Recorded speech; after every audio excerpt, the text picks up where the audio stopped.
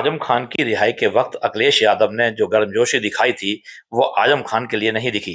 चर्चा तो ये भी है कि अब आजम फैमिली नगीना से सांसद चंद्रशेखर आजाद की पार्टी और ओवैसी की पार्टी के संपर्क में है। आइए जानते हैं पूरा मामला।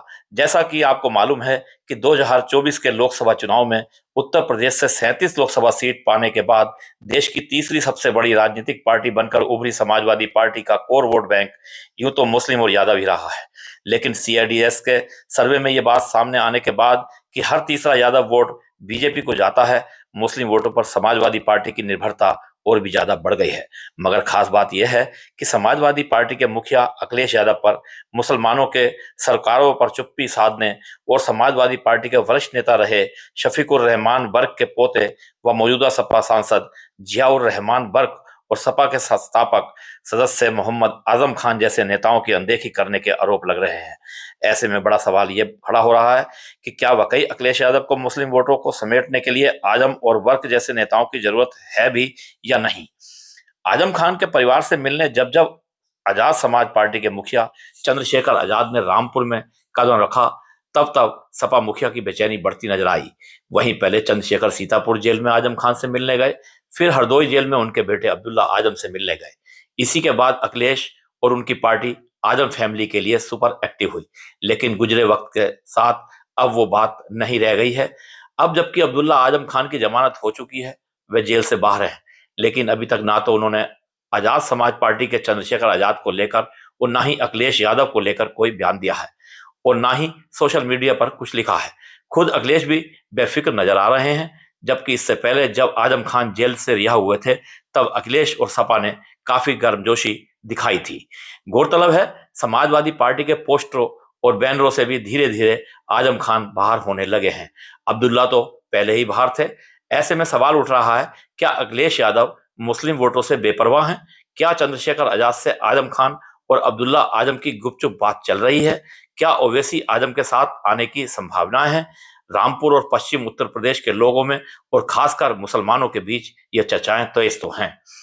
इसमें कोई दो राय नहीं है कि अखिलेश यादव को आगामी विधानसभा चुनाव में मुसलमान वोटर्स की सबसे अधिक जरूरत है और मुसलमानों की इस अहमियत का अंदाजा भाजपा को भी है। इसलिए भाजपा भी मोदी की ईदी बांटने निकल पड़ी है।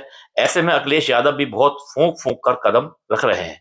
यह कहना कठिन है कि जेल से बाहर आने के बाद अब्दुल्ला आजम अखिलेश यादव से मिलने नहीं गए या अखिलेश यादव ने खुद ही उनसे दूरी बना रखी है। लेकिन इतना तय है, अब्दुल्ला आजम के जेल से बाहर आने का नोटिस अखिलेश यादव ने बिल्कुल भी नहीं लिया और ना ही कोई गर्मजोशी दिखाई जो पहले आजम खान के रिहा होने पर दिखाई थी। समाजवादी पार्टी के पोस्टर बैनरों से आजम खान फैमिली बाहर होने लगी है। इसका मतलब यह है कि आजम खान और उनका कुनबा अखिलेश यादव के लिए लाइबिलिटी बन चुका है। हालांकि ये अनायास नहीं है। नगर निकायों के चुनाव में जब आजम के चुनाव प्रचार के बावजूद उनकी कैंडिडेट रामपुर नगर पालिका का चुनाव हार गई और फिर लोकसभा चुनाव में मुहिबुल्ला नदवी आजम खान के विरोध के बावजूद समाजवादी पार्टी के लिए लोकसभा की सीट जीत गए, तभी आजम के राजनीतिक कैरियर पर प्रश्न चिन्ह लग गया था। अखिलेश के लिए आजम का मामला अब केवल मुस्लिम सेंटिमेंट के सवाल से जुड़ा था, जिसके कारण आजम को स्पष्ट रूप से नजरअंदाज करने के में हिचक बनी हुई थी।